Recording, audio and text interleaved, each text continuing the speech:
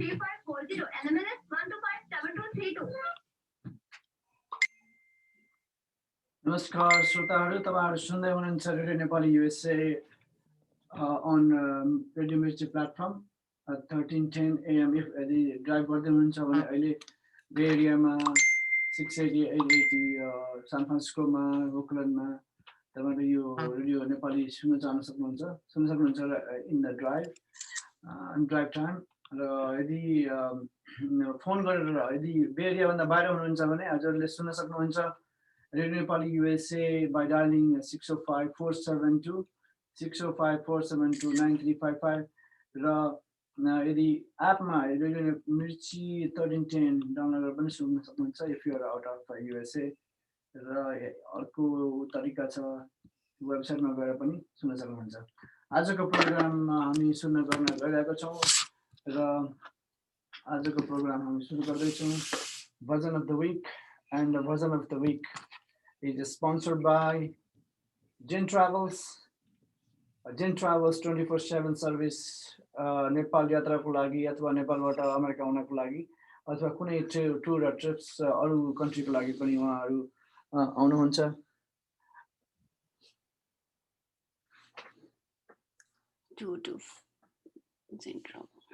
Yes, the उहाँहरुको number छ 225521508 र जेन ट्राभललाई सम्झिनुस् कुनै पनि यात्राको लागि। अर्को हाम्रो आजको पार्टनर हुनुहुन्छ हाम्रो काठमाडौँ कुजिन बे एरियामा सिलिकन भ्यालीमा मिठो नेपाली खानाको लागि सम्झिनुस् काठमाडौँ कुजिन मिलपिटासमा तपाईहरुले पिकअप गर्न सक्नुहुन्छ उहाँहरुको र अर्को एपबाट पनि किन्न सक्नुहुन्छ by calling Kathmandu cuisine 408-649-3616 again 408-649-3616 अथवा उहाँहरुको वेबसाइटमा गएर पनि अर्डर गर्न सक्नुहुन्छ kathmanducuisine.net।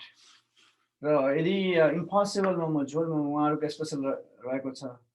Momo really good. अरु डिफरेन्ट नेपाली स्वादिष्ट खाना चाहनुहुन्छ भने अगेन हाम्रो पार्टनर काठमाडौँ कुजिनलाई सम्झिनुस् र लोकल बिजनेस यदि तपाईहरु ट्राभल गर्दै हुनुहुन्छ बे एरियामा सिलिकन भ्यालीमा नेपाली खानाको तपाईहरुलाई रहर छ भने डेफिनेटली जानुहोस् सिलिकन भ्यालीमा मिलपिटासमा काठमाडौँ कुजिन रहेको छ।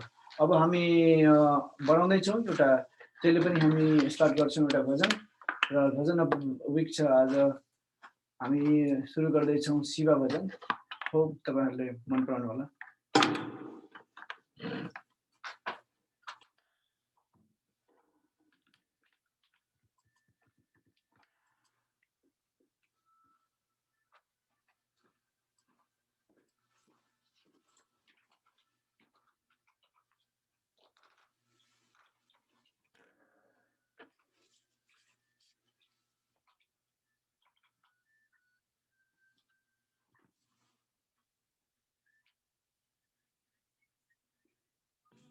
शिव शंकर नीलकंठ शिव शंकर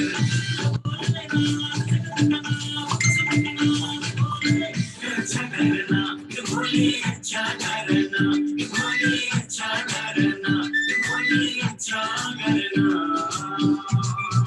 शिवजी लगे लपको सारे मन मरने गंडकी को जलने अभिषेक करने शिवजी का दया होला दुख सारा हरने शिवले ने हामीलाई ज्ञान बुद्धि भर्ने ओ शिवजी को शिवजी को रूपा सम्झनालाई सजिलो शिवजी को रूपा शिवजी को रूपा शिवजी को रूपा सम्झनालाई सजिलो शिवजी को रूपा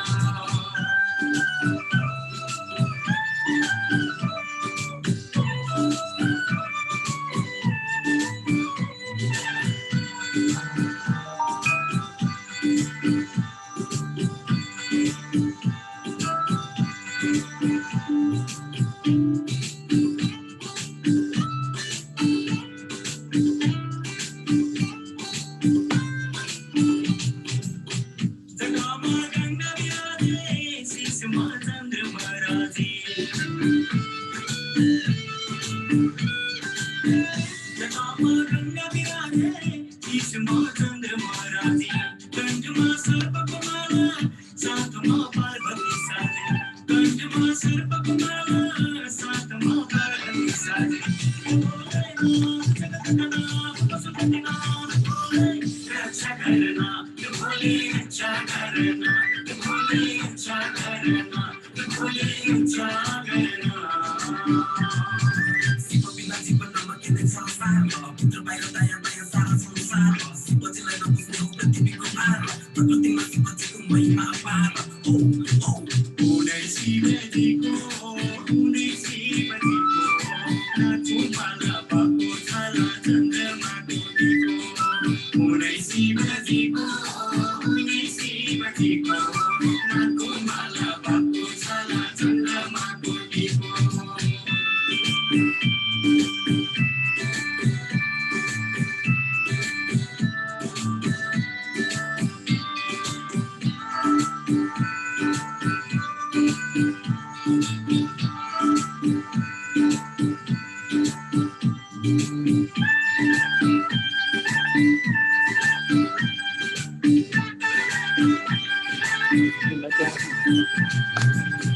हातले डमरू बजाउने शरीरमा खरानी खस्ने हातले डमरू बजाउने शरीरमा खरानी खस्ने अघिपछि भूत प्रेत मेरा बोले ताण्डव नाच्ने अघिपछि भूत प्रेत मेरा बोले ताण्डव नाच्ने रक्षा करना त्यो भोलि रक्षा करना त्यो भोलि रक्षा करना त्यो भोलि रक्षा करना विष्णु किन आदि तिम्रो ध्यान गर्छु शिव किन ध्यान गर्ने भवसागर गर्छु नीलकण्ठ महादेव पशुपतिनाथ ज्ञान भक्ति देउन प्रभु झुकाउँदैछु मात ओ ओ यो पनि शिवको त्यो पनि शिवको सारा संसार शिवको म पनि शिवको यो पनि शिवको त्यो पनि शिवको सारा संसार शिवको म पनि शिवको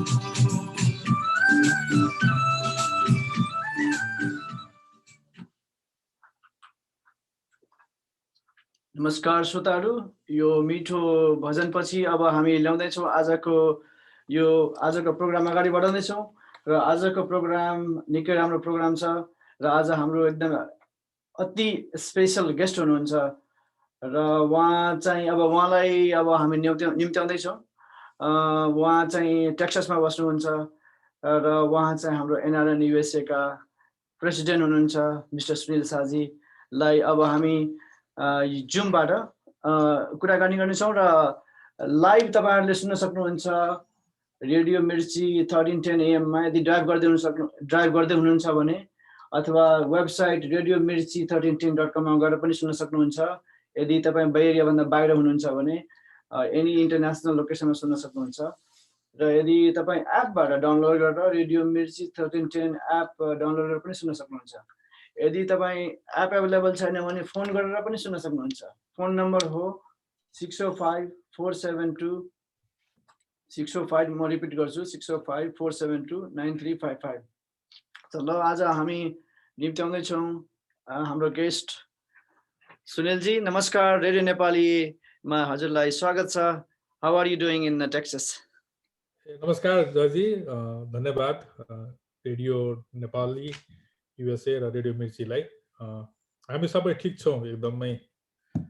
यहाँ त म भर्खर अहिले भेगास र लस एन्जल्सबाट फर्किँदैछु। यो बाटोमा त यहाँ पनि हिउँ परेको रहेछ। तपाईँतिर हिउँ परेको छ कि छैन? अहिले छैन, अस्ति चाहिँ अलि हल्का चाहिँ परेको थियो। हिउँ पर्ने ठाउँ त्यति त होइन, तर हल्का चाहिँ परेको थियो यसपालि। कहिले काहीँ पर्छ? कहिले काहीँ पर्छ। ए हजुर हजुर।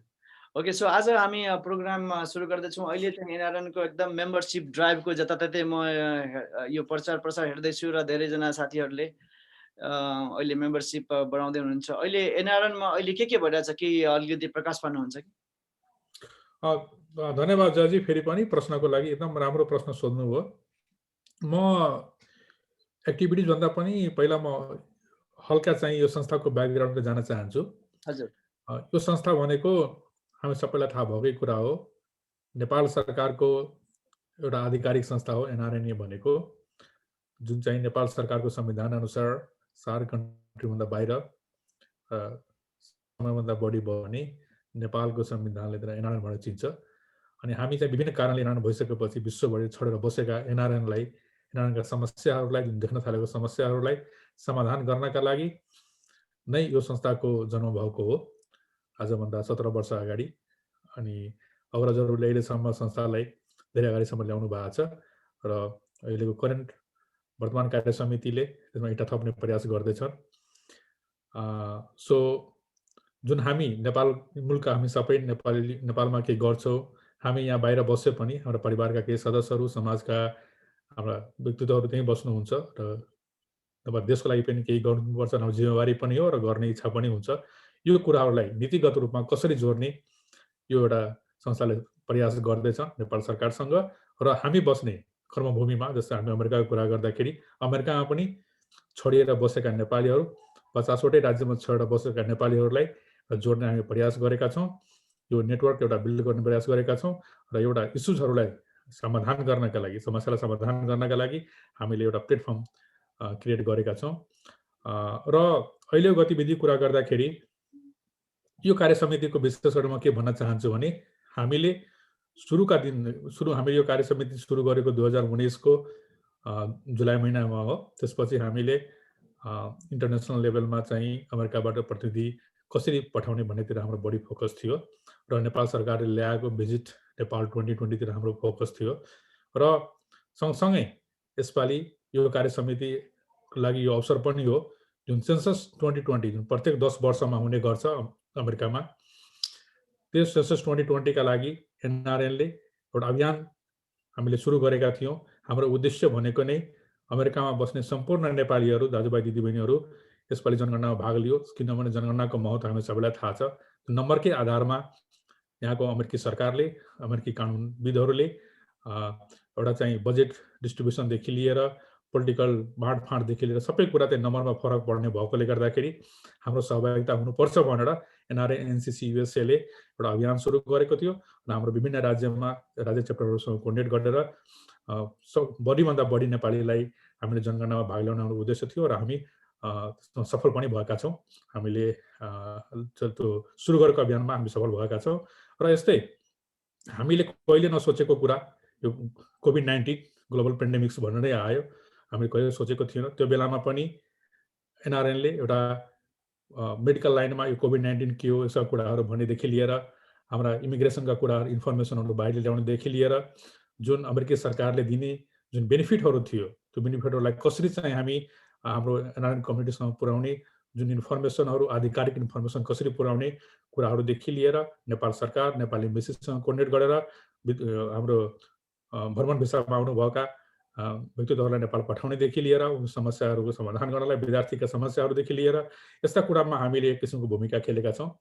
र म फेरि के दोहोऱ्याउन चाहन्छु भने यो संस्थाले आफैमा कुनै नीति लेख्ने होइन, तर हामीले सही इन्फर्मेसनलाई सही ठाउँमा हाम्रो कमिटी मार्फत पुर्याइदिने नै हाम्रो प्रयास हो।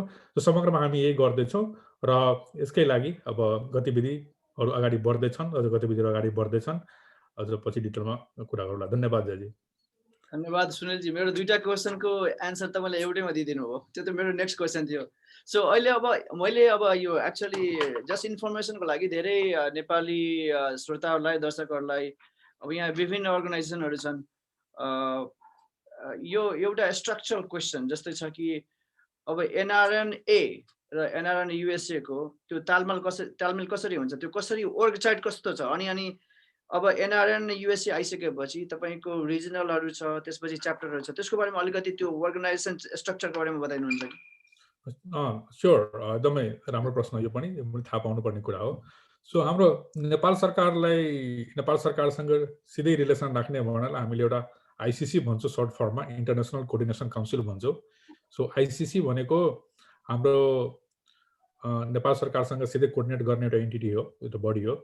तर त्यो आइसिसी को अन्तर्गत हामी चाहिँ आजको दिनमा 82 वटा कन्ट्रिजमा चाहिँ हामी एनसिसी भन्छौँ। एनसिसी भनेको नेसनल कोअर्डिनेसन काउन्सिल। सो एउटा देशमा एउटा काउन्सिल हुन्छ, नेसनल काउन्सिल हुन्छ। जस्तै अमेरिका भनेको एउटा एनसिसी हो। अमेरिका जस्तो विश्वभरिमा चाहिँ 82 वटा चाहिँ एनसिसीहरू चाहिँ यहाँ स्थापित भएको छ अथवा विस्तार भएको छ। सो एनसीसी को पनि एउटा आफ्नो छुट्टै स्ट्रक्चर हुन्छ। एसएससीले चाहिँ एनसीसीसँग जोड्नलाई के गरेको छ भने रिजनल कन्सेप्ट ल्याएको छ। 6वटा रिजन छ, जस्तै अस्ट्रेलिया न्युजिल्यान्डलाई जोड्नलाई ओसियाना भनिन्छ, अमेरिकातिर जोड्नलाई अमेरिकाज भनिन्छ, जसमा चाहिँ अमेरिका, क्यानाडा, ब्राजिल, मेक्सिको यस्तो कन्ट्रीहरू पर्छन्, यतातिर कन्ट्रीहरू पर्छन्। र त्यस्तै मिडल इस्टमा भनेको छ, मिडल इस्टतिर छ, एसिया एउटा रिजन छुट्याएको छ, युरोप एउटा रिजन छुट्याएको छ। सो विभिन्न रिजन छुट्याएर एउटा स्ट्रक्चर चाहिँ रिजनल कोर्डिनेटरको व्यवस्था गरेको छ। र प्रत्येक देशमा एउटा आफ्नै कमिटी हुन्छ, जस्तै एनसीसी कमिटी भन्छ, एक्जिक्युटिभ कमिटी भन्छ, त्यसमा चाहिँ सभापति लगायत महासचिव, भिपिजहरू, कोषाध्यक्ष लगायत फुल फ्लेज कमिटी नै हुन्छ। र अमेरिकामा विशेष गरेर अमेरिकाले ठुलो देश भएकोले पनि हो, एउटा जम्मा एनसीसी तर 50वटा राज्य भएको देश भएकोले गर्दाखेरि अमेरिकामा अरू देशभन्दा यहाँ अलिक फरक किसिमको कन्सेप्ट के छ भने यो च्याप्टरको कन्सेप्ट छ हाम्रोमा। यो च्याप्टर एउटा स्टेटलाई एउटा च्याप्टर मान्ने गरिन्छ, त्यसको लागि विधान त आफ्नै एउटा हुन्छ, कानुन छ। त्यो विधान त चाहिँ मिनिमम त्यो स्टेटबाट 100 जना भयो भने च्याप्टर फर्म हुन्छ, त्योभन्दा कम भयो भने हुँदैन भन्ने एउटा वैधानिक प्रावधान छ। त्यो अन्तर्गत चाहिँ हामीसँग आजको डेटमा एक्टिभ चाहिँ 20वटा च्याप्टर छन्। 20वटा च्याप्टर एक्टिभली काम गरिरहेछन्। सो च्याप्टर लेभलमा काम गर्ने र एनसीसीले नेसनल लेभलमा कोर्डिनेट गरेर इन्टरनेसनल कुरामा इन्टरनेसनल लेभलमा जाने किसिमको स्ट्रक्चरमा हामी काम गर्दैछौँ। Very nice. अब अर्को एउटा मेरो क्वेसन छ, तपाईँहरूको जुन मेम्बरसिप छ यो कति किसिमको मेम्बरसिप छ र त्यसको फी के छ र त्यसको पदावधि कति, त्यो मेम्बरसिपको कति टाइम हुन्छ र टर्म? अमेरिकामा 2 किसिमको मेम्बर हामीले बनाउने गरेका छौँ। एउटा चाहिँ लाइफ मेम्बर। लाइफ मेम्बरको डिफिनेसन आफैमा एकचोटि बन्यो भने सधैँको लागि भयो, त्यसमा चाहिँ रिन्यू गर्नुपर्ने अथवा के गर्न आवश्यकता हुँदैन। आजको डेटमा लाइफ मेम्बरको फी चाहिँ $150 हो। $150 लिएर लाइफ मेम्बर बन्यो भने त्यसपछि फेरि कहिले पनि मेम्बर बन्नु पर्दैन, सधैँको लागि लाइफभरिको लागि मेम्बर हुन्छ। एउटा मेम्बर छ जेनरल मेम्बर। जेनरल मेम्बर चाहिँ 2 वर्षको लागि हुन्छ। 2 वर्षलाई हामीले $20 चार्ज गर्छौँ। त्यो $20 लिएर 2 वर्ष लागि बन्न पाउँछ र फेरि प्रत्येक 2 वर्षमा चाहिँ रिन्यू गराइराख्नुपर्छ। दुईटा टाइपको मेम्बर व्यवस्था चाहिँ हामीले गरेका छौँ अमेरिकामा। हजुर, अनि एउटा जुन हाम्रो पहिला स्लोगन, म पनि एनआरएन युएसएमा 2013-14मा इन्भल्भ भएको थिएँ छोटो समयको लागि। त्यति बेला हाम्रो एउटा नारा थियो कि एकचोटिको नेपाली सधैँको लागि नेपाली। अहिले त्यो अवधारणालाई अहिले बाहिर बसेका एनआरएन जस्तै कि पिपल अफ नेपाली ओरिजिन र नेपालमा र नेपाली पोलिटिकल अर्गनाइजेसन्स र संविधानमा कस्तो तालमेल छ त्यस्तो कुरा? एकचोटिको नेपाली सधैँ नेपाली भन्ने त्यो जुन हामीले परिकल्पना गरेको थियो त्यसमा कति अगाडि बढेको छ? राइट। जम्मै तपाईँले भनेको कुरा नै अब यो एनआरएनको एउटा मूल मन्त्र जस्तो पनि हो। हामीले त्यसलाई नै अगाडि सारेका छौँ। त्यो कुरामा हामी कुनै पनि परिवर्तन भएको छैन। र मैले अघि पनि भने त्यो एउटा अभियान हाम्रो जुन एनआरएन संस्थापकहरूले जुन यो सुरु गरेको थियो, एकचोटिको नेपाली सधैँको नेपाली अथवा कन्टिन्युअस अफ सिटिजनसिप भन्ने कुरा सुरु गरेको थियो, त्यसमै हामी बसिरहेछौँ। र नेपालको संविधानमा उसको चाहिँ ठाउँ पाइसकेको अवस्था छ, स्थान पाइसकेको अवस्था चाहिँ छ। नेपाल संविधानमा राजनीतिक अधिकार बाहेक एउटा नेपालीले पाउने सम्पूर्ण अधिकार दिने कुरा चाहिँ आइसकेको छ। तर संविधानमा आइसकेपछि त्यो कुरामा कानुनमा पनि बन्नुपर्ने हुन्छ, कानुन बन्नुपर्ने हुन्छ। कानुन बनाउने क्रममा छ। अब हामीले लास्ट इयरै सोचेका थियौँ हुन्छ होला, समितिबाट पास भएर चाहिँ संसदमा गइसकेको छ र यसपालि त 100% हुन्छ भने बसिरहेको थियो। तर चाहिँ एउटा नेपालको दुर्भाग्य भनौँ अथवा चाहिँ एउटा हाम्रो चाहिँ के भनौँ, यो जुन अहिलेको नेपालमा संसद विघटन भएकोले गर्दाखेरि पोलिटिकल इन्स्टेबिलिटीले गर्दाखेरि चाहिँ हामी यसपालि पनि सफल भइएन। तर म के भन्न चाहन्छु भने जुन हाम्रो अभियान थियो, जुन हाम्रो एउटा प्रयास छ, त्यो जारी रहन्छ। जबसम्म हामी त्यो पाउँदैन तबसम्म हाम्रो चाहिँ त्यसमा चाहिँ अभियान चाहिँ जारी रहन्छ। र आशा गरौँ चाँडै नै नेपालमा संसद, नयाँ संसद हुन्छ कि पुनर्स्थापना हुन्छ, त्यो राजनीतिक कुराहरू भयो। त्यो भइसकेपछि हाम्रो कुरा चाहिँ चाँडै न चाँडै त्यहाँबाट पास भएर कानुन बनेर आइसकेपछि हामी कन्टिन्युअस अफ सिटिजनसिप अथवा चाहिँ डुअल सिटिजनसिपको कन्सेप्टमा हाम्रो अधिकार सुनिश्चित हुन्छ भन्ने कुरा म तपाईँलाई जानकारी गराउन चाहे। Very nice Sunilji. अर्को एउटा हाम्रो क्वेसन छ कि अब यहाँ युएसमा धेरै अब एनआरएन सुरु भएको 17 वर्ष जति भयो, तर यहाँ हाम्रो नेपालीहरू दाजुभाइहरू यहाँ अलमोस्ट 30-40 वर्षदेखि हुँदै यहाँ बस्दै आउनु भएको छ र पहिला पनि अदर अर्गनाइजेसनहरू छ। अब तपाईँलाई थाहा छ डिफ्रेन्ट रिजनमा डिफ्रेन्ट अर्गनाइजेसन छ। कुरा यहाँ कहिलेकाहीँ हामी गफ गर्दाखेरि अब ल अमेरिकन के भन्छ यो एनआरएनए युएसए को सदस्यता लिनुहोस् भन्दाखेरि उहाँले किन लिने यति धेरै अर्गनाइजेसनहरू छ उहाँले के गर्नुहुन्छ र हामीलाई त्यसको बेनिफिटको बारेमा के बताइदिनुहुन्छ कि मतलब एनआरएनए युएसए को त्यो हामीले मेम्बरसिप लिएपछि के बेनिफिटहरू छ त? एकदम राम्रो प्रश्न सोध्नुभयो जमण्डलजी। मैले अघि पनि छोएको थिएँ किनभने यो संस्था एनआरएन मात्र एउटा नेपाल सरकारसँग आबद्ध भएको संस्था, आधिकारिक संस्था हो र हाम्रो उद्देश्य पनि स्टेट च्याप्टर भए पनि जुन लोकल अर्गनाइजेसनहरूलाई चाहिँ गरेको गतिविधिमा हामीले कुनै इन्टरफेयर गर्ने होइन, हामीले उहाँहरूलाई चाहिँ सघाउने काम मात्रै गर्ने हो। लोकल अर्गनाइजेसनहरू अथवा अर्गनाइजेसनहरू त्यो लोकल त्यो क्षेत्र त्यो ठाउँमा मात्रै काम गर्ने गर्छ। हामी अमेरिकाभरिका एनआरएनहरूलाई चाहिँ जोड्ने प्रयास गरेको छु र हामीले बेनिफिट दिनुभन्दा पनि कस्तो छ भने कस्तो खाले बेनिफिट भन्ने कुरा हो। तपाईँको बेनिफिटको धेरै प्रकार हुन्छ, फिजिकल बेनिफिटहरू हुन्छ अथवा मोनिटल बेनिफिटहरू हुन्छ। त्यो कस्तो बेनिफिट तपाईँले खोजेको भन्ने प्रश्न आफैमा छ। म के भन्छु भने तपाईँको आवाज, तपाईँको एनआरएनको जुन भोइस छ त्यो भोइसलाई सही ठाउँमा पुर्याउन जुन हामी काम गरेका छौँ त्यो ठुलो कुरो हो। किनभने मैले अघि पनि भने तपाईँ यो संस्थाको मेम्बर बन्नुहोस् नबन्नुहोस्, नेपाल सरकारको संविधान अनुसार हामी सबै एनआरएन हो। नेपाल सरकारले कुनै पनि किसिमको निर्णय गरेको खण्डमा यो संस्थाको मेम्बर भए पनि नभए पनि उहाँले बेनिफिट पाउनुहुन्छ। तर त्यो गर्नलाई हाम्रो इस्युजहरूलाई कसरी आइडेन्टिफाई गर्न त? त्यसको लागि त हामीलाई एक ठाउँमा जम्मा हुनु पर्यो, हाम्रो आवाजलाई बलियो बनाउनु पर्यो। नेपालमा मात्र होइन, अमेरिकामा पनि हामी 100 जना मेम्बर छौँ भनेपछि हामीलाई कसैले पनि सोध्नु। तर हामी 10,000 मेम्बर छौँ भने यहाँको कङ्ग्रेसम्यानदेखि लिएर सेनेटरदेखि लिएर सबैको साथीहरू यहाँ आएर सबै लिडर्सहरू आएर हामीलाई चाहिँ ठाउँ दिन्छ, स्थान दिन्छ। सो म के भन्न चाहन्छु भने यो संस्थाले तपाईँको आवाजलाई, तपाईँको इस्युजहरूलाई, तपाईँको जुन देखिएको समस्याहरूलाई सही ठाउँमा पुर्याइदिने प्रयास गरिरहेका छन् र बेनिफिटहरू पक्कै पनि हामी सबै एनआरएन भइसकेपछि, जुन हामी संस्था बलियो भएपछि, हाम्रो कम्युनिटी रिकगनाइज भइसकेपछि अटोमेटिक तपाईँलाई बेनिफिट हुन्छ। हामीले इन्फर्मेसन सेयर गरेका छौँ, तपाईँले हामीले गरेको इन्फर्मेसन सेयरको आधारमा तपाईँ अरू बेनिफिटहरू पाउन सक्नुहुन्छ। म तपाईँलाई एउटा के भन्न चाहन्छु भने नेपालीहरू यहाँ फर्स्ट जेनेरेसनमा छौँ हामीले धेरै बेनिफिटहरू चाहिँ इन्फर्मेसन नभएर पाइरहेको चाहिँ छैन। एउटा चाहिँ त्यो इन्फर्मेसन हामीले दिन सक्यो भने पाउँछ, त्यो बेनिफिटहरू पाउन सकिन्छ। अथवा इमिग्रेसनै कुरा गर्दाखेरि एउटा लयरलाई कन्ट्याक्ट गर्नलाई तपाईँलाई चाहिँ मान्छेलाई महिनौ कुर्नुपर्ने हुन्छ। अथवा सानो इन्फर्मेसन यसलाई थाहा नभएर चाहिँ मान्छेहरू आउट अफ स्टेटस भएको पनि हामीले धेरै देखेका छौँ। सानो सानो कुराहरू, महिलाहरू भाषाले कारणले गर्दाखेरि, भाषा नजान्नेले गर्दाखेरि धेरै किसिमका भिक्टिमाइज भइरहेको अवस्था चाहिँ हुन्छ यहाँ। यी सबै कुरालाई हामीले सही इन्फर्मेसन उहाँहरूलाई कोर्डिनेट गरिदिने काम हो। त्यो चाहिँ एउटा सबभन्दा ठुलो बेनिफिट हो समाजको लागि, कम्युनिटीको लागि। सो हाम्रो बेनिफिटहरू त्यस्ता किसिमका बेनिफिट, इन्फर्मेसन सेयरिङ, तपाईँले परेको बेलामा हाम्रो यो नेटवर्कले तपाईँलाई आज क्यालिफोर्नियामा कुनै समस्या भयो भने हामी जहाँ भए पनि हामी एक ठाउँमा भएर हामीले त्यो समस्या समाधान गर्ने प्रयास गर्छौँ। तपाईँकै सान फ्रान्सिस्कोमा हिजोको भर्खर कुरा हो, एउटा चाहिँ नेपाली मुलुकका 2 दिन अगाडि कुरा हो, नेपाली मुलुकका एउटा भाइ चाहिँ होमलेस भएर बसिरहेको थियो 3-4 वर्षदेखि। हाम्रो कनेक्सनमा आउने बित्तिकै हामीले सबै कोर्डिनेट गरेर उसले रिहाब सेन्टरमा पठाएको छ र हामीले नेपाल पठाउने पनि हामीले एक किसिमको चाहिँ त्यहाँका साथीहरूले कोर्डिनेट गरिराख्नु भएको छ। हाम्रो क्यालिफोर्निया च्याप्टरका साथीहरूले गरिराख्नु भएको छ। यस्तो किसिमको जुन समाजलाई एउटा जेनरलमा चाहिने कुराहरू हामीले संस्थाले चाहिँ एउटा इन्फर्मेसन लेभलमा, एउटा कोर्डिनेसन लेभलमा र नेटवर्क लेभलमा गरेको म तपाईँहरूलाई जानकारी गराउन चाहन्छु।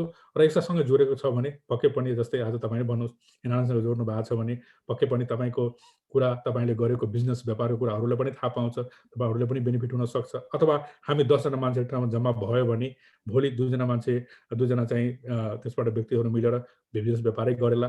सो यस्ता किसिमका नेटवर्क भयो भने त्यसका धेरै बेनिफिटहरू छन्। पर्सनल लेभलमा पनि, फ्यामिली लेभलमा पनि, प्रोफेसनल लेभलमा पनि, बिजनेस लेभलमा पनि धेरै बेनिफिटहरू भएकोले गर्दाखेरि यसलाई चाहिँ तपाईँले कसरी चाहिँ आफूले व्यवहारमा ल्याउने भन्ने कुरामा पनि फरक परेकोले गर्दाखेरि समग्र रूपमा चाहिँ यसलाई चाहिँ हामीले यस्ता किसिमका बेनिफिटहरू चाहिँ सम्झिनलाई म तपाईँलाई आग्रह गर्न चाहन्छु। त्यस्तै क्रममा एउटा मिसन र भिजन र एउटा चिन्तनको कुराको एउटा क्वेसन छ। अब एनआरएन जस्तो तपाईँको यस्तो राम्रो मिसन र भिजन लिएर हिँड्नु भएको छ, अर्गनाइजेसन पनि अहिले बलियो हुँदै गएछ डिफ्रेन्ट स्टेटमा। अब यसो हेर्दाखेरि प्रत्येक स्टेटमा डिफ्रेन्ट कम्युनिटीमा पपुलेसन बढेको हुनाले डिफ्रेन्ट कम्युनिटीमा अदर अर्गनाइजेसनहरू छन्। अब यसो सरसर्ती हेर्दाखेरि अरू अर्गनाइजेसनहरूको यहाँ औचित्य के? Why not we just connect with the NRN USA र त्यसलाई सपोर्ट गर्नलाई यो सबभन्दा ठुलो अर्गनाइजेसन बनाऊ। Unity is power. हाम्रो यहाँ भएपछि डिफ्रेन्ट कुराहरूमा लबी गर्न सकिन्छ, जस्तै कि तपाईँको यहाँ अब नेपाली ककसदेखि लिएर नेपालीका लोकल कुराहरूदेखि लिएर र त्यस्तै एनआरएन आइसिसीमा पनि अब अमेरिकाको रोल यहाँ धेरै हामी एनआरएनहरू छौँ। यहाँ यसो रफ डेटा हेर्दाखेरि 4 लाखदेखि 5 लाख पुग्न लागेको छ। अब त्यस्तो अवस्थामा यदि हाम्रो नम्बर इन्क्रिज भयो भने हाम्रो एनआरएन युएसए को लिडरसिपले आइसिसी लेभलमा पनि एनआरएनए मा इन्टरनेसनल कमिटीमा पनि इम्पोर्टेन्ट रोल खेल्न सक्छ। त्यसको लागि तपाईको कुनै स्ट्र्याटेजी प्लानहरू छ कि केही जानकारी दिनुहुन्छ हाम्रो श्रोताहरूलाई? स्योर। सो तपाईँ फेरि एकदमै गहन क्वेसन गर्नुभयो। यो हामीले चाहिँ कुनै पनि लोकल अर्गनाइजेसनले, मैले अघि पनि हल्का छोएको थिएँ, कुनै पनि लोकल अर्गनाइजेसन रिजनल अर्गनाइजेसनले गरेको गतिविधिलाई हामीले चाहिँ कपी गरेका छैनौँ। जस्तै उनीहरूको आफ्नो एउटा उद्देश्य छन्। जस्तै चाहिँ विशेष गरेर जो लोकल अर्गनाइजेसनहरू चाहिँ एउटा कल्चर बेसमा छ, भनौँ न, एउटा भाषा कल्चर बचाउनेतिर बढी हामीले फोकस गरिरहेछ। जस्तै भनौँ न नेपालमा मनाउने तीज पर्व भयो अथवा चाहिँ होली पर्व भयो, अरू गतिविधिहरू अथवा चाहिँ अरू भाषाको क्लासहरू, नेपाली स्कुलिङहरू, त्यस्तो कुराहरू गरिरहेछन्। तर हामीले गर्न खोजेको के भनेपछि हामीले एनआरएनले कहीँ पनि तपाईँको होली अथवा चाहिँ तपाईँको तीज अथवा त्यस्तो कार्यक्रम गरेका छैनौँ। हामीले गरेछ के भने उहाँहरूले गरेको कार्यक्रममा सघाउने काम गरेका छौँ हामीले। र हामीले त्यही कुरालाई पोलिसी लेभलमा कसरी लान सकिन्छ। जस्तै म तपाईँलाई एउटा उदाहरण दिन्छु। नेपालमा किन न्युयोर्कमा नेपाल परेड भन्ने हुन्छ। सो नेपाल परेड भनेको के त, नेपाली कल्चर एउटा झल्काउने ठाउँ हो नि त। त्यो एउटा त्यो प्रोसेस हो नि त, एउटा चाहिँ त्यो इभेन्ट हो नि त। त्यो इभेन्टलाई चाहिँ सरकारी स्तरमा चाहिँ कसरी चाहिँ न्युयोर्क सरकारसँग अथवा न्युयोर्क सिटीसँग कोअर्डिनेट गरेर हामी त्यसलाई चाहिँ आधिकारिक रूपमा हामीले त्यो कार्यक्रमलाई कन्भर्ट गर्न सक्यो भने अमेरिकामा बस्ने पनि अरू पनि अमेरिकनहरूले पनि नेपाली कल्चर चाहिँ देख्छ र चाहिँ सिक्ने मौका पाउँछ। सो यसका लागि हाम्रो च्याप्टरले न्युयोर्क सिटीसँग कोअर्डिनेट गरेर नेपाल परेडलाई आधिकारिक रूपमा तिनीहरूले चाहिँ एउटा भनौँ न स्थान पाएको छ। त्यसले गर्दाखेरि न्युयोर्क जस्तो बिजी ठाउँमा चाहिँ नेपाल परेड भयो भने 2 घन्टाको लागि बाटो सटडाउन गरिदिन्छन् त्यहाँको पुलिस, के भन्छ त्यहाँको प्रशासनले। यस्ता कुरा जस्तै न्युयोर्कमा पनि अब नेपाल झल्काउनलाई के गर्न, त्यो एउटा स्ट्रिटको नाम माउन्ट एभरेस्ट राख्नुपर्छ भनेर लबी गरे हामीले, सफल पनि भयो। यसरी विभिन्न राज्यहरूमा, क्यालिफोर्नियामा अथवा टेक्सासमा, सबै राज्यमा हामीले नेपाली कल्चर र भाषालाई कसरी त्यस्तो कुरामा हामी प्रोसेस पोलिसी लेभलमा हामीले त्यो कोअर्डिनेट गरिदिने हो। जस्तै बच्चाहरूको नेपाली पढाइको कुरा गर्दाखेरि डिफ्रेन्ट लोकल लेभलमा तपाईँ क्यालिफोर्नियामा नारायणजीहरूले गरिराख्नु भएको छ, अरू साथीहरूले पनि गरिराख्नु भएको छ। उनीहरूले गरिरहेको, तर हामीले गर्न खोजेको के हो भनेपछि एउटा स्ट्यान्डर्ड हामीले चाहिँ सिलेबस बनाइदियो भने, स्ट्यान्डर्ड बुक बनाइदियो भने थ्रु आउट द अमेरिकामा चाहिँ सबै सिटी लेभलमा त्यही बुक युज भयो भने र समानता हुन्छ। त्यस्तो किसिमको प्रयास हामीले गरिरहेको छौँ। अथवा नभएको ठाउँमा जहाँ चाहिँ थोरै नेपाली छन् अथवा उनीहरूले प्रयास गर्न खोजिरहेको छ, उनीहरूले चाहिँ हामी त्यही सिलेबस युज गर्नलाई हामीले वेबसाइटमा राखिदिएको छु। सो यस्ता किसिमको कोअर्डिनेसन हामी गरिरहेको छौँ। लोकल संस्थासँग कोअर्डिनेट गर्ने कुरामा पहिलाको कुरा त सधैँ म आफ्नो कार्यसमितिको कुरा गर्नुपर्दाखेरि सुरुका दिनदेखि कोभिड भयो भने यहाँको जुन मेजर अर्गनाइजेसनहरू छ, नासिया, एनमा, जनसम्पर्क, प्रवासी मञ्चदेखि लिएर जति पनि यहाँ सबै संस्थालाई बोलाएर मैले कतिचोटि 2-3 चोटि मिटिङ गरिसकेँ, उहाँहरूसँग कोअर्डिनेट गरिरहेको छु। सँगै प्रोग्रामहरू पनि गरिरहेको छु लोकल अर्गनाइजेसन लेभलमा, डिफ्रेन्ट राज्यमा। अनि तपाईँको क्यालिफोर्नियामा पनि हामीले चाहिँ कति अर्गनाइजेसनसँग मिलेर चाहिँ कार्यक्रमहरू गरेको अवस्था छ। सो हाम्रो कार्य समितिले चाहिँ लोकल अर्गनाइजेसनसँग कोअर्डिनेट गरेर काम गरिरहेको छ। तर अहिले सुरुवात भएको छ। तपाईँले भने जस्तै चाहिँ सम्पूर्ण सबै संस्थालाई चाहिँ एकै ठाउँमा मिलाएर यिनीहरू मात्रै बनाउनु भन्दा पनि उहाँहरूले आफ्नो काम गरिराख्नु भएको छ। उहाँहरूलाई सपोर्ट गरौँ। कोही चाहिँ कल्चरमा, कोही चाहिँ भाषामा, कोही चाहिँ महिलामा, कोही चाहिँ बच्चामा काम गरिरहेछन् उहाँहरू। कोही मन्दिर अब बनाउने छ, कोही कम्युनिटी सेन्टर बनाउने कुराहरूमा गरिराख्नु भएको छ। उहाँहरूलाई हामी सपोर्ट गर्ने हो। र हाम्रो जुन अर्गनाइजेसनको एउटा छ, सबै एनआरएनको लागि, सम्पूर्ण एनआरएनको लागि पोलिसी लेभलमा काम गर्ने हामी चाहिँ गरिरहेको छौँ। त्यसमा हामी अगाडि बढ्नुपर्छ जस्तो लाग्छ मलाई। अनि यसो हेर्दाखेरि त्यो लास्ट पार्ट अफ क्वेसन मेरो के थियो भने जस्तै कि अब एनआरएनए मा अब युएस अब सुरुदेखि नै एउटा मेजर फोर्स भए पनि तर इन्टरनेसनल आइसिसी लेभलमा युएसए लिडरसिपको त्यति रोल देखिँदैन, उहाँहरू त्यति इन्भल्भ हुनुहुन्न। त्यसको लागि अहिलेको सिचुएसन बढ्दैछ कि के छ त्यसको? एकदमै राम्रो प्रश्न भयो पनि। एकदमै अघि पनि मैले हल्का छोएको थिएँ। सुरुमा तपाईँले भने जस्तै अमेरिका एउटा पावरफुल कन्ट्री भए पनि अथवा यहाँको प्रेजेन्स राम्रो भए पनि आइसिसीमा जुन एउटा रिप्रेजेन्टेटिभ हिसाबले हामी चाहिँ थिएनौँ, शून्यको बराबर नै थियो। हाम्रो सबभन्दा पहिला चाहिँ अब हाम्रो रतन झा दाजु नै त्यसमा चाहिँ एउटा जेनरल सेक्रेटरीको रोलमा चाहिँ हुनुहुन्थ्यो देवमान निर्वाचन भएको बेलामा, प्रेसिडेन्ट हाम्रो आइसिसीको। त्यसपछि खासै चाहिँ एक्जिक्युटिभ लेभलमा कोही पनि पुग्न सकेको थिएन। र म हिजोको दिनमा यो संस्थामा चुनाव लड्दै जाँदाखेरि मेरो एउटा एजेन्डा पनि थियो कि अब आउने कार्यकालमा म चुनाव जितेर आइसकेपछि आइसिसीमा हाम्रो रिप्रेजेन्टेटिभ पठाउनलाई हामी प्रयास गर्छौँ। हामीले गरे पनि। हामीले यसपालि चाहिँ म यो कार्य समिति आइसकेपछि हाम्रो कार्य समितिका साथीहरूले एक किसिमको कार्यक्रमहरू गरेर तपाईँको उसमा भनौँ न हामीले न्युयोर्कमा कार्यक्रम पनि गर्यो, पब्लिक कार्यक्रम पनि गर्यो, धेरै किसिमको मिटिङहरू गराएर नेपालमा पनि हामीले चाहिँ एउटा चाहिँ सबै डेलिगेट्सहरू राखेर ठाउँमा कुरा गरेर उहाँहरूले बताउँ, हामीले आफ्नो तर्फबाट सबैजना मिलेर सहयोग गर्यो र यसपालि इतिहासमा पहिलोपल्ट 3 जना अधिकारी यहाँबाट जितेर जानुभएको छ। 2टा भाइस प्रेसिडेन्ट, हाम्रो भाइस प्रेसिडेन्ट सोनम लामाज्यू, महिला भाइस प्रेसिडेन्ट रमिना थापाज्यू र हाम्रो सचिव गौरी जोशीजी, 3 जना चाहिँ हाम्रो मेजर पोजिसनमा जानुभएको छ। सो यसपालि सुरुवात भएको छ। तपाईँले भने जस्तै हामीले सुरुवात गरेको छौँ र यसपालि हाम्रो कार्य समितिको सहयोगले, हाम्रो सबैको सहयोगले हामी 1 जना होइन 2 जना होइन 3 जना प्रतिनिधि पठाउन सफल भएका छौँ र भोलिको दिनमा यी नम्बरहरू बढ्दै जानेछ र पक्कै पनि हामी एक दिन लिडरसिपमा पनि पुग्नेछौँ। Very nice. एउटा क्वेसन यो बेनिफिटको कुरामा, यदि एनआरएन युएसए को यदि कसैसँग मेम्बरसिप छ भने के उहाँ नेपाल जाँदाखेरि भिसा चाहिँदैन के, कस्तो हो यो? अलिकति एक्सप्लेन गरिदिनुहुन्छ यसमा? त्यो 2टा किसिमको एनआरएन भयो। तपाईँको यो त संस्था भयो, मैले अघि पनि भनेको थिएँ, जुन चाहिँ तपाईँले यो संस्था भनेको एउटा चाहिँ तपाईँले नेपाल संविधान अनुसार सबैजनामा एनआरएन हो। यो संस्थामा आबद्ध हुनुभयो भने त्यो एउटा भनौँ न फरक कुरा भयो। यो संस्थामा आबद्ध भएपछि छुट्टै एउटा कार्ड पाउँछ। त्यो कार्डको आफ्नै बेनिफिटहरू छ। तपाईँको एयरलाइन्सहरूमादेखि लिएर यताउता तपाईँले त्यसमा चाहिँ सुविधा पाउनेदेखि लिएर अरू ठाउँमा छ। तर एउटा कार्ड चाहिँ छुट्टै एनआरएन, नेपाल सरकारले दिने एनआरएन कार्ड भन्छ, त्यो छुट्टै कार्ड हो। त्यो $500 दिएर 10 वर्ष लागि पाइन्छ। त्यो लिइसकेपछि नेपाली मुलुकका कोही मान्छे यहाँ सिटिजनसिप लिइसकेछ भने, कोही नागरिक सिटिजनसिप लिइसकेछ भने उहाँहरूको लागि त्यो व्यवस्था गरिएको हो। त्यो मन्त्री स्तरीय डिसिजन भएको थियो हाम्रो सुजाता कोइराला फरेन मिनिस्टर भएको बेलामा। अझै तपाईँ त्यो बेलाको मिटिङमा आउनुहुन्थ्यो जस्तो लाग्छ मलाई। त्यो भएको थियो। तर त्यो मन्त्री स्तरीय मिटिङले चाहिँ एनआरएन कार्ड भनेको व्यवस्था गरेको छ, जुन चाहिँ 10 वर्षको लागि हुन्छ, $500 तिर्नुपर्ने हुन्छ, जुन नेपाल एमबेसीमा एप्लाई गरेर लिनुपर्ने हुन्छ। त्यो लिइसकेपछि त्यो कार्ड भ्यालिड रहन्जेलसम्म नेपालमा जतिचोटि आवत जावत गरे पनि भिसा लिनु पर्दैन एउटा कुरा। र त्यसमा चाहिँ केही अधिकारका कुराहरू पनि गरेको छ। त्यो अधिकार जस्तै तपाईँलाई काठमाडौँमा चाहिँ एउटा घर राख्न पाउने, कति रोप्नेसम्म जग्गा राख्न पाउने, तपाईँको तराईमा चाहिँ एउटा घर राख्न पाउने, कति कट्ठासम्म जग्गा राख्न पाउने, यस्ता बेनिफिटहरू पनि त्यो कार्ड लिएर भने पाउँछ। त्यो कार्ड भनेको नेपाल एमबेसीबाट लिनुपर्छ, नेपाल सरकारले दिने कार्ड हो त्यो। र हामीले दिने कार्ड भनेको संस्थाको कार्ड हो। त्यो संस्थाको कार्डको त्यसमा चाहिँ भिसाको चाहिँ व्यवस्था अथवा अरू कुराहरू छ। अरू त्यसको छुट्टै बेनिफिटहरू छ। मैले अघि पनि भने एयरलाइन्सहरूमा अथवा नेपालमा ट्राभल गर्नु पऱ्यो अथवा चाहिँ कुनै होटलमा गएर बस्नु पऱ्यो, त्यहाँ उनीहरूले एनआरएनलाई विशेष सुविधा चाहिँ दिएको अवस्था चाहिँ छ। त्यो भनेपछि मतलब हाम्रो श्रोतालाई तपाईँले के भन्नुभयो भने एनआरएन युएसए ले एउटा मेम्बरसिप कार्ड दिन्छ र अर्को कार्ड नेपाली दूतावास वासिङ्टन डीसीबाट त्यो एनआरएन कार्ड पाएपछि त्यो तपाईँको त्यो कार्ड युटिलाइज गरेर नेपाल जति पनि जान सक्नुहुन्छ, तपाईँलाई नेपालको त्यो भिसा चाहिँदैन, त्यो भन्नुभएको होइन? चाहिँदैन। त्यो एकचोटि 10 वर्षको लागि भ्यालिड हुन्छ, फेरि रिन्यू गर्नुपर्ने हुन्छ। 10 वर्षसम्म जतिचोटि नेपाल आवत जावत गरे पनि भिसा लिनु पर्दैन। भनेपछि त्यसको लागि नेपाली पहिलाका नेपाली सिटिजन अहिले अमेरिकन भएका र उनका बच्चाहरूले सबैले पाउँछन् त्यो?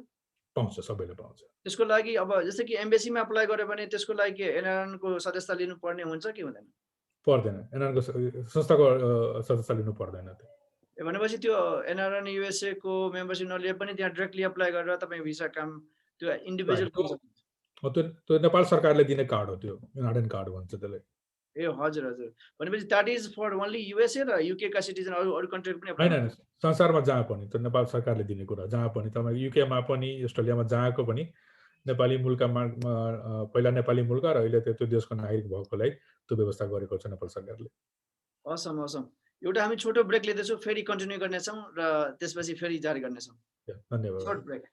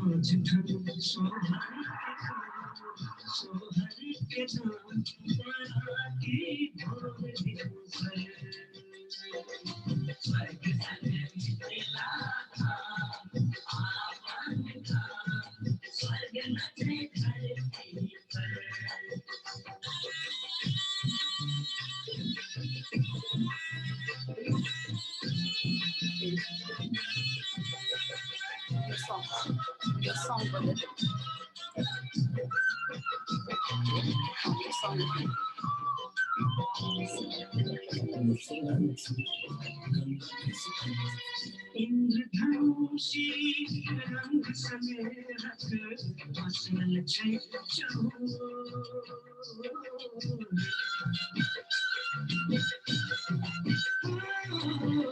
इंद्रधनुषी रंग समेत फसल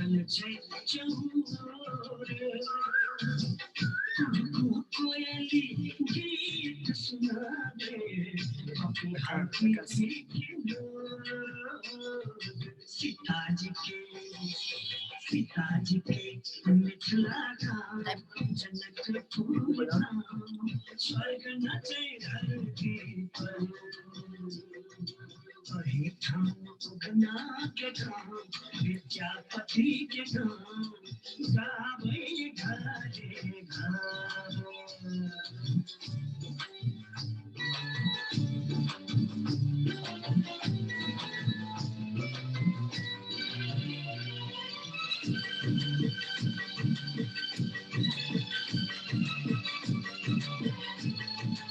अपनी सुंदर गंगा कैसे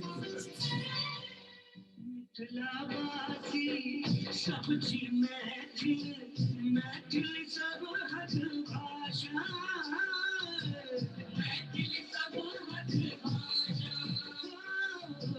मिथिलावासी सब्जी मैथिल मैथिल सब हर भाषा एक ही गाछक जड़ पात छी एक दोसर के आशा एक दोसर के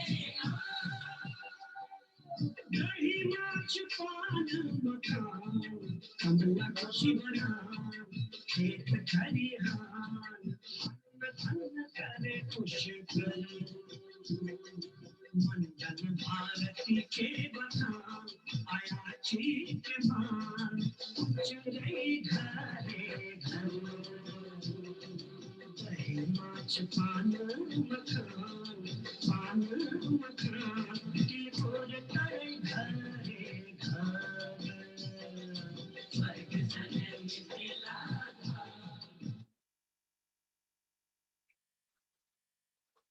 श्रोताहरू तपाईहरु सुन्दै हुनुहुन्छ radio Nepali USA from the heart of silicon valley. तपाईहरु यो प्रोग्राम सुन्न सक्नुहुन्छ। यदि ड्राइभ गर्दै हुनुहुन्छ भने रेडियो 1310 मा ट्युन गर्नुस्, तपाईले सुन्न सक्नुहुन्छ। र फोन गरेर 6054729355 अथवा रेडियो मिर्ची 1310.com पनि सुन्न सक्नुहुन्छ र यो एप डाउनलोड गरेर पनि सुन्नुहुन्छ। आज हामीसँग हुनुहुन्छ हाम्रा अतिथि एनआरएन युएसए का प्रेसिडेन्ट श्री सुनिल शाहजी। सुनिल जी, यो गाना कस्तो लाग्यो? तपाईको गाउँतिर लगेको जस्तो लागेन? एकदमै टक्कै जनकपुरमा गयो जस्तो लाग्यो। यो चाहिँ हाम्रो सेगमेन्ट चाहिँ अब व्हाट इज योर स्टोरीमा अब तपाई त अब युएसमा एकदम फेमस हुनुहुन्छ, सबैलाई थाहा छ। तर यहाँ सुन्ने मान्छेहरू तपाईको ब्याकग्राउन्डमा थाहा नहोला। तपाईको अलिकति बाल्यकालको बारेमा कहाँ पढ्नुभयो, कहाँ हुर्किनुभयो, के खाना मन पर्छ, कतिको नेपालसँग गोलमेलमा हुनुहुन्छ, विदेश आएको धेरै नै भइसक्यो। अब त्यसको बारेमा अलिकति बताउनुहुन्छ कि? एकदमै अब राम्रो कुरा हो। अब खासै म त अब एउटा गाउँबाट आएको मान्छे हो। म धनुषा जिल्लाको एउटा लोहना भन्ने गाउँ, अहिले जनकपुर नगरपालिकामा पर्छ। त्यो गाउँबाट स्कुलिङ पनि म त्यहीँ गरेको हो। 10 कक्षासम्म त्यहीँ पढेको। त्यसपछि पढाइकै सिलसिलामा काठमाडौँ आइयो। काठमाडौँमा पनि डिप्लोमा इन्जिनियरिङ पुल्चोक क्याम्पसबाट गर्यो। त्यसपछि फेरि उच्च शिक्षाको लागि बङ्गलादेश गइयो। त्यहाँबाट फेरि मास्टर गर्न अमेरिका आइयो। र यही अब पढाइको यही हो। अब पढाइ काम अब सबैलाई यो जर्नी प्रायः सबैको उस्तै हुन्छ, अलि स्ट्रगल हुन्छ। हामीले त्यो म पनि त्यही स्ट्रगलको पार्टबाट आएको हो। र खानापिना भने म खासै त्यस्तो चाहिँ मलाई यस्तो हुँदैन। म एकदमै यो कुरामा फ्लेक्सिबल छु। जे टेबलमा आउँछ म जहिले पनि एप्रिसिएट गर्छु। खाना आउनु नै ठुलो कुरो हो। यो खान्छु त्यो खान्छु, इन्ट्रेस्ट हुनु राम्रो कुरा हो। तर म कहिले पनि अहिलेसम्म यही खानुपर्छ, यही गर्नुपर्छ, जे आउँछ टेबलमा खाने अब आफ्नो हुन्छ नि, त्यस्तो किसिमको मेरो नेचर भएकोले गर्दाखेरि त्यति म चाहिँ खानामा कम्प्लेन गर्ने मान्छे चाहिँ होइन। कोही साथीले नुन बढी भयो कम भयो पनि भन्छ, म त्यति चाहिँ उ गर्दैन। खाना आयो त्यही एप्रिसिएट गर्छु म खानाको जहिले लागि पनि। तपाईँ लाज मान्नुहुन्न, जे पायो खाइदियो। त्यही खाइदिन्छु म, खाना बस्न केही छैन। अनि समाजमा पनि त्यही आफ्नो क्षमताले मलाई के लाग्छ भने हामी सबै सामाजिक प्राणी हौ र हाम्रो पनि केही जिम्मेवारीहरू छन्। जस्तै हामी पनि समाजलाई केही दिनुपर्छ, आफ्नो क्षमताले भ्याएसम्म कति गर्न सकिन्छ दिनुपर्छ, किनभने यो हाम्रो सबैको एउटा दायित्व पनि हो जस्तो मलाई लाग्छ। अनि यो कुरामा आफैले पनि एप्रिसिएट पनि गर्नुपर्छ। भगवान्ले तपाईँलाई दिएको छ भने त्यसमा चाहिँ आफू पनि बाँच्ने, अरूलाई पनि जानेको कुरा सेयर गर्ने र कसरी चाहिँ समाजलाई कन्ट्रिब्युट गर्न सकिन्छ त्यही प्रिन्सिपलमा अगाडि बढिरहेको छु। र त्यसले गर्दाखेरि म आजदेखि होइन, म भेरी मच स्कुल लाइफदेखि नै म विभिन्न किसिमले चाहिँ सामाजिक कुरामा म आबद्ध छु। कलेज लाइफमादेखि लिएर अरू पनि म व्यक्तिगत लाइफमा पनि म कतै न कतै जोड्न प्रयास गर्छु। मानव यो एकचोटिको जिन्दगी हो, त्यसलाई चाहिँ सकेसम्म मिलिजुली बाँच्नुपर्छ जस्तो लाग्छ मलाई। त्यति हो मेरो समग्रमा। होइन, तपाईँ एकदम हम्बल हुनुहुन्छ होइन। तपाईँ त अब यो बिजनेसमा पनि निकै अगाडि हुनुहुन्छ। तपाईँले आफ्नो यो पहिला जब गर्नुभयो कि एकैचोटि बिजनेस स्टार्ट गर्नुभयो? होइन, मैले चाहिँ सुरुमा अमेरिकामा कुरा गर्दाखेरि म आजमा 17 वर्ष अगाडि अमेरिका आएको, पढ्न आएको। म स्टुडेन्ट भिसामा पढ्न आएको। पढाइ सकिसकेपछि मेरो मास्टर डिग्री सकिसकेपछि त्यसपछि मैले काम गरेँ। झन्डै 7-8 वर्षै काम गरेँ मैले। 8 वर्षभन्दा बढी काम गरेँ। अब मैले अघि पनि भने जेनरल प्रोसेस, अब यो भिसाका कुराहरू पनि हुन्छ, ग्रिन कार्डहरू लिने कुराहरू पनि सबै प्रोसेसमा गइसकेपछि अब गरौँ न, हेरौँ न त कस्तो हुँदो रहेछ भने कहिलेकाहीँ हुन्छ नि, आफूले नगरिकन थाहा हुँदैन नि त। टेस्ट गर्नुपर्छ, कसरी गर्न सकिन्छ प्रयास गरेको हो। अब त्यही प्रयासबाट सुरु गरेको 2013देखि नै वास्तवमा म बिजनेसमा इन्भल्भ भएको हो अलिअलि।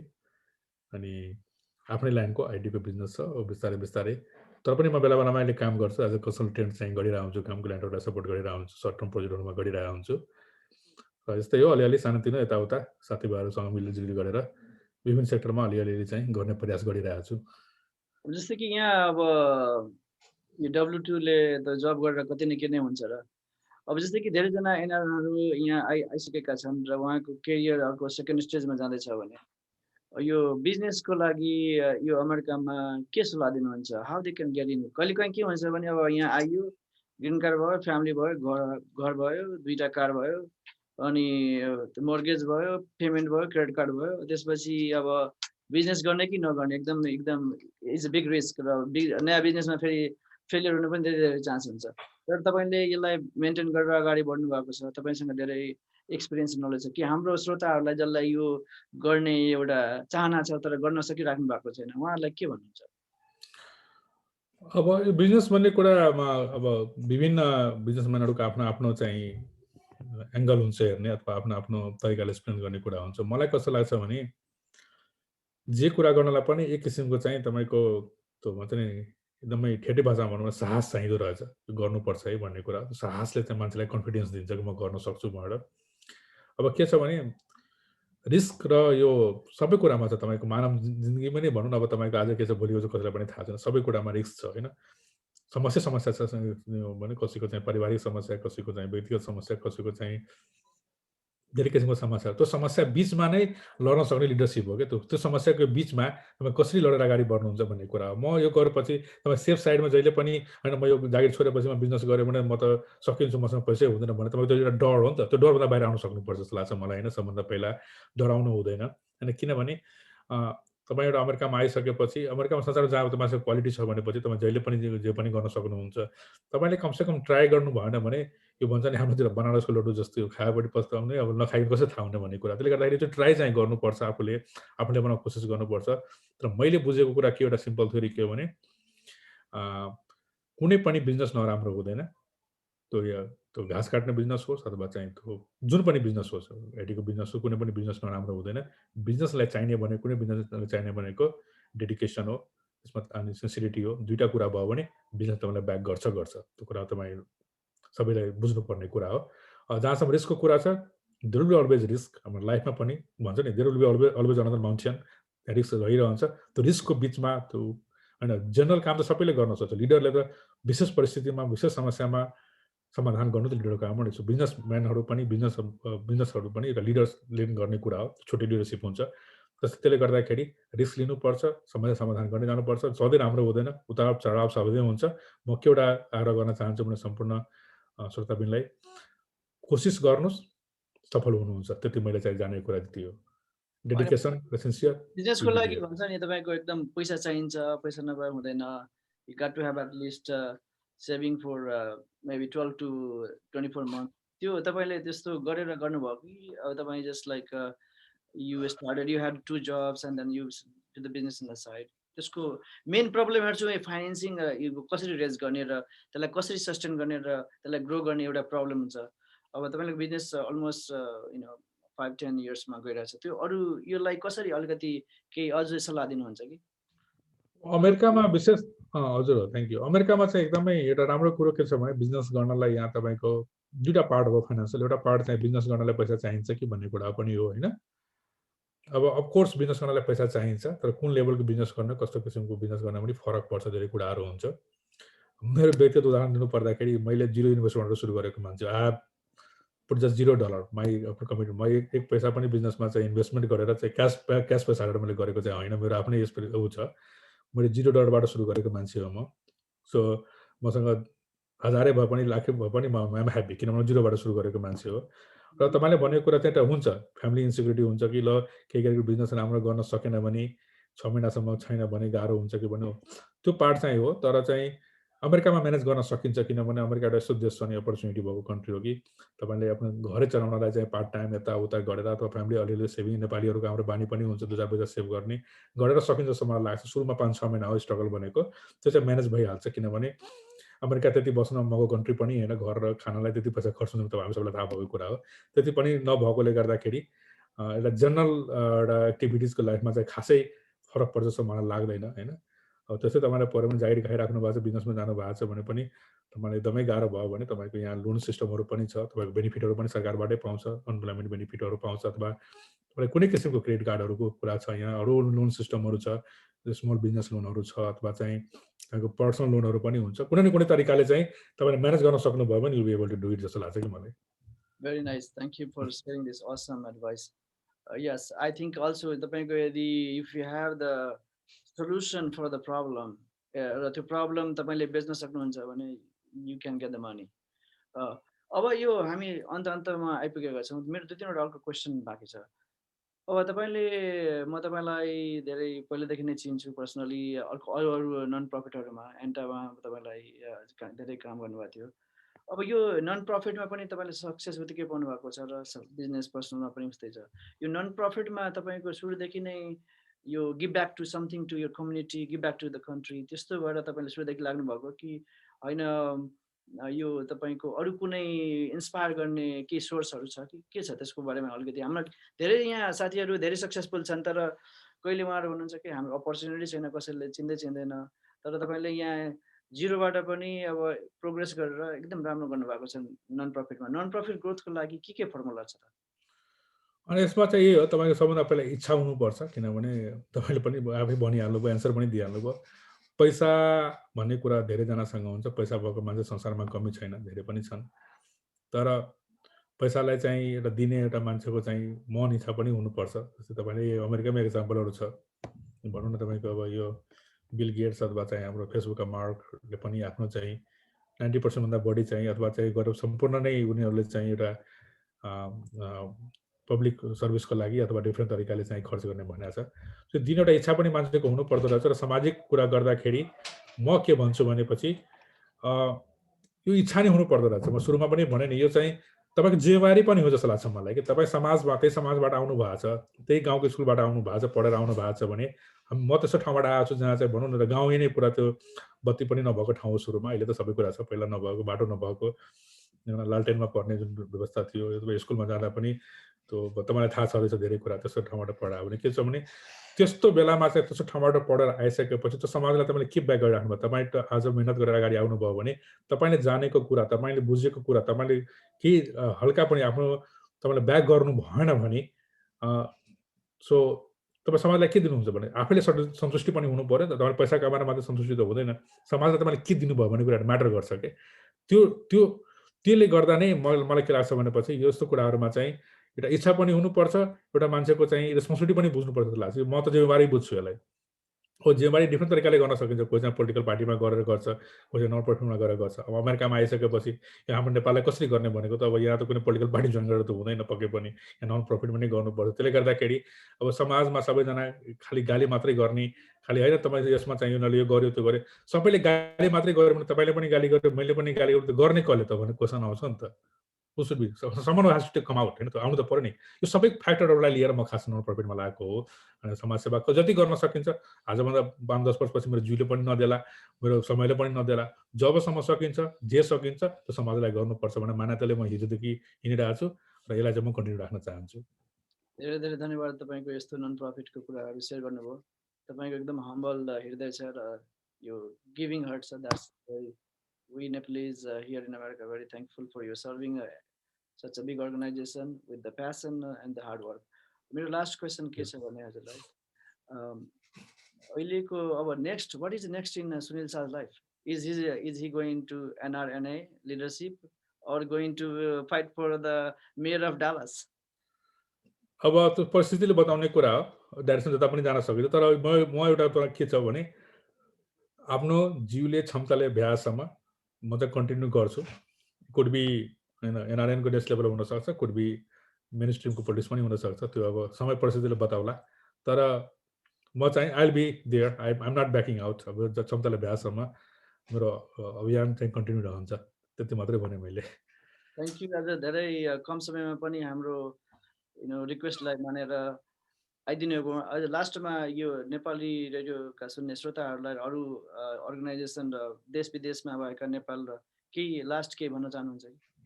धन्यवाद। म जमणाजी तपाईँलाई व्यक्तिगत रूपमा र रेडियो नेपाली युएसएका सम्पूर्ण परिवारलाई म धन्यवाद दिन चाहन्छु। आज तपाईँले मलाई यसो अवसर दिनुभयो, मेरो 2 शब्द राख्ने, मेरो समाजसँग सम्बन्धित र व्यक्तिगत कुरा राख्ने एउटा मौका दिनुभयो, त्यसको लागि म हृदयदेखि धन्यवाद दिन चाहन्छु। र म के भन्न चाहन्छु भने समग्रमा चाहिँ यो संस्था हामी सबैको संस्था हो। अमेरिकामा भन्ने गर्छ गड ब्लेस अमेरिका, त्यो भनेको के हो भने अमेरिका बलियो रह्यो भने अमेरिकनहरू आफै बलियो हुन्छ। त्यस संस्थालाई बलियो बनाउनलाई हामी सबै संस्थालाई बलियो बनाऊ। संस्था बलियो भयो भने हामी आफै बलियो अटोमेटिक बलियो हुन्छ र हाम्रो जिम्मेवारी पनि पुरा गरौँ।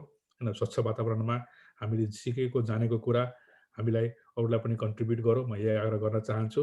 र जिन्दगीमा समस्याहरू धेरै आउँछ, त्यो समस्याहरू समाधान लिएर नै पनि आउँछ। हामी खोज्ने तरिका चाहिन्छ, प्रयास गरौँ, आफ्नो तर्फबाट प्रयास गरौँ समाजको विकासको लागि, देशको विकासको लागि।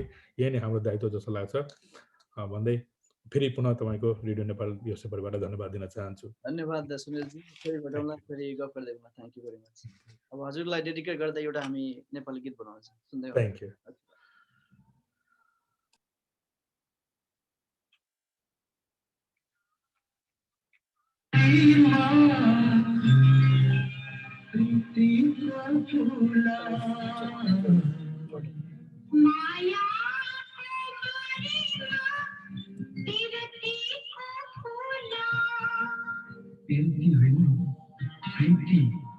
प्रीति